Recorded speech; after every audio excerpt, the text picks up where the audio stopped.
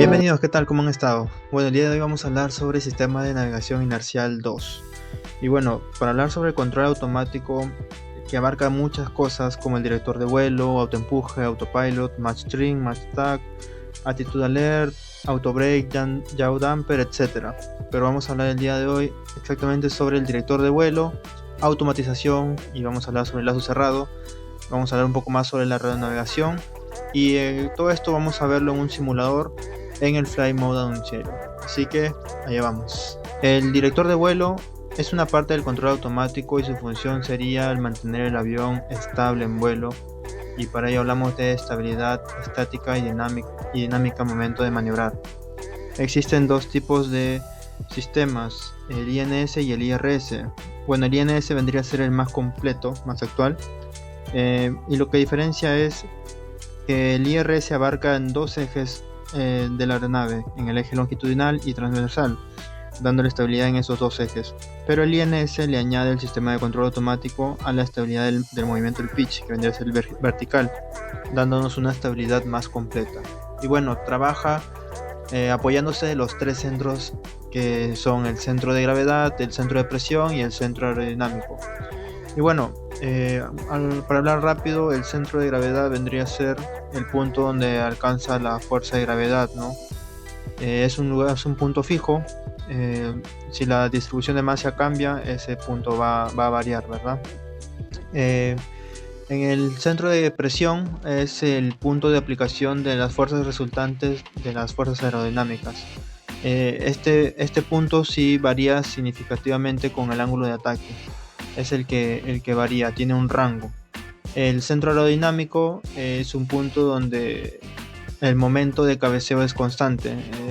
Es un punto fijo también para el perfil aerodinámico determinado especialmente en subsónico. Bueno, el Flight Mode Annunciator está ubicado en el Primary Flight Display. En la parte superior es un rectángulo de 5 espacios, donde el primer espacio va a ser del autostraft y el autobrake. El segundo espacio nos va a dar una indicación de autopilot, flight director, vertical modes. En el espacio 3 lo mismo, solo que los modos de longitud. En el cuarto espacio son de las capacidades de aproximación de las aeronaves introducidas. En el caso de Airbus se trabaja con categorías CAT-23, K3B, etc. En el último espacio va a ser del autopilot, flight director, autothrust, en environments, en status. Va a haber una señal cada vez que estén activas. Y bueno, este Flight Mode Annunciator trabaja tanto en VNAV como en el NAV. En los dos recuadros del espacio 2 y el 3 vamos a ver ubicados el VNAV y el NAV. En el simulador lo que hicimos fue replicar cómo la aeronave en el vuelo va a usar tanto el VNAV como el LNAV.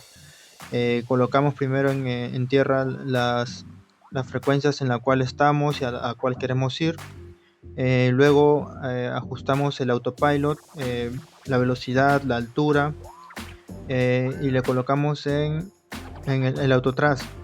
Luego colocamos la maneta en climb y luego nos vamos al mapa y nos ubicamos en el aire. Cuando estamos en el aire ya activamos el autopilot y luego vamos a ver cómo la aeronave se guía y vamos a ver el bearing. Al bearing tenemos que ayudarlo, vamos a moverlo y cuando movemos el bearing a donde queremos ir, vamos a ver cómo la aeronave se mueve hacia el bearing. Y como ahí podemos ver en la simulación, se mueve y ahí podemos ver cómo funciona el Flight Mode Annunciator en el Primary Flight Display también.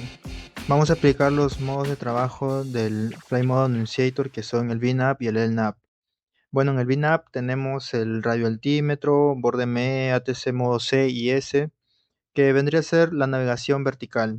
En esa navegación nos vamos a apoyar del borde ME, que nos da distancia hacia donde estamos.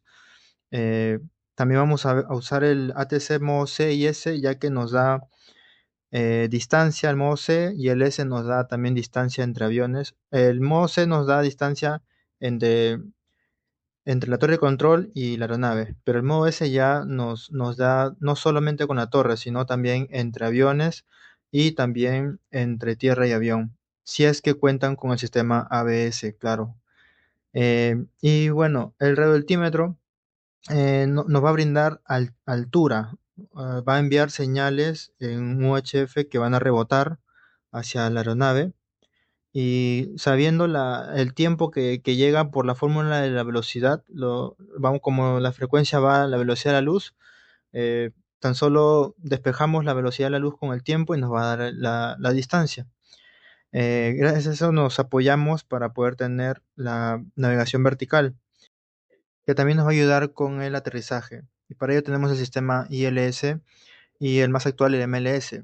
Bueno, el ILS consiste en que tiene un glide slope, un localizer.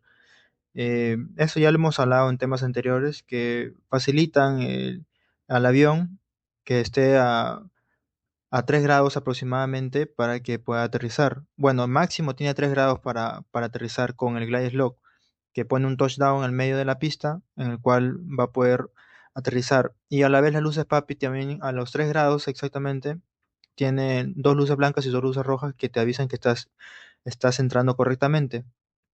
El localizer vendría a ser cuando estás a larga distancia, tiene hasta 15 grados para que te pueda indicar si estás muy a la izquierda o muy a la derecha. Y bueno, el sistema MLS ya usa el multiplexing, que es mucho mejor, que cuenta con más componentes. Y para resumirlo, mejora en que el localizer ya no tiene 15, sino tiene hasta 40 grados. Y el Glide Slope ya no tiene 3 grados, sino tiene hasta 20 grados. Ahora vamos a hablar del lazo cerrado. Bueno, hablar del lazo cerrado es hablar de automatización, que vendría a ser más que todo usando servos, que vendría a ser como siervos que nos sirven para seguir órdenes. Y bueno, para eso necesitamos un set point donde colocar la información que quieres ordenar, mejor dicho. Para eso tenemos un FSU o un MCDU que lleva una computadora, puede ser un FMS, en el cual vamos a poder realizar lo que nos está pidiendo el set point, ¿no? Que vendría a ser un roll, un pitch, un yaw, un heading. Cabe resaltar que cuando tú ingresas la señal, estás ingresando señal eléctrica que vendría a ser en ondas, en AC. En la computadora llega esas ondas y la computadora luego lo digitaliza y lo vuelve así como en la imagen, como señal digital lo vuelve. El control automático. Bueno, esto funciona a través de servos. Lo que hace prácticamente es, eh, en la parte de arriba vemos un lazo abierto, que es, por decir, la señal viene acá, le pide 90, acá la computadora da la orden y que sea 90, y acá hay un PWM que vendría a ser el ancho de pulsos. Si es que le pide 90 y acá todo el ancho vale 180, mandará la mitad. Entonces, lo que hace un servomotor, en realidad, un paréntesis, es, por ejemplo, tenemos un motor de dos campos. Cuando le suministramos corriente a este lado, con la tierra acá, el motor va a girar hacia este lado, ¿no? Va a girar y va a acabar el movimiento cuando llegue al final. Ahí acaba y se detiene, acá se desengancha. Y cuando le damos corriente a este lado, lo que hace es igual, gira hasta llegar al final. Y ahí es donde se desconecta. ¿Y qué pasa? Eh, ¿cómo logramos detenerlo en esta posición, por ejemplo, o por acá, así como decimos acá? Lo que hace el servo es detenerlo cuando llega a este punto, por decir, y hasta acá nomás quieres llegar, por decir, le decimos 90, y calcula en el 89 más o menos, o quizás en 90 si es más preciso, lo detiene antes de llegar. Entonces, si acá le mandó 90 y acá logró 89, cuando llegamos acá al final, la variable de control va a decir, no llegó 90, llegó 89. Entonces, Esto de acá se llama lazo cerrado. Cuando llega al lazo cerrado, que es la retroalimentación, acá le manda a la computadora que ha llegado 89. Entonces la computadora dice, entonces hay que mandar uno. Esta señal vuelve a mandar acá y del pulso total, si el total es 20 milisegundos y equivale a 180, la mitad a 10, entonces acá la computadora hace una tabla y dice, entonces para cada grado va a ser un ejemplo, ¿no? 0,001 milisegundo. Entonces le manda eso, le manda ese 1 grado, eh, detiene al 1 grado, el clutch lo detiene, y acá llega, entonces llega uno, y cuando llega acá, llega que ya completó la señal que habíamos mandado es satisfactoria, entonces ahí ya detiene el proceso. Esta computadora es la que en el avión vendría a controlar lo que es el roll, pitch, yaw, heading, etcétera. Acá el set point lo haces en el MCDU, en el FCU, ¿entienden? Y acá es donde realiza lo que le mandaron y manda la respuesta acá al direccionador, que lo que hace es que para que la computadora funcione, funciona con corriente eléctrica alterna. Y cuando pasa a la computadora ya lo manda en señales de corriente continua para que funcione este clutch.